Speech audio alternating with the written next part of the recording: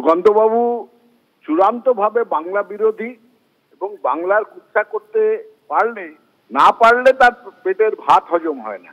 আমি তাকে শুধু একটাই প্রশ্ন করব, পয়সা কড়ির দিক থেকে অনেক বড় মিউনিসিপ্যালিটি বা প্রদেশ হচ্ছে মুম্বাই। আজকে মুম্বাইয়ে ফি বছর জল জমে বাস পর্যন্ত ডুবে যায়। আপনাদের কাছেও সেই ছবি আপনারা খুঁজলে পাবেন। প্রত্যেক বছর ফডনবিসের সময় সবাই তখন বলেছিল মুম্বাইয়ের এই হাল কেন। তাতে তখন বিজেপি সরকার কি বলেছিল, এই সুকান্ত বাবুর দল, এটা তো বরুণ দেবের আক্রোশ, উপর থেকে জল ঢেলেছে প্রকৃতি, আমরা কি করব, মানুষ কি করবে।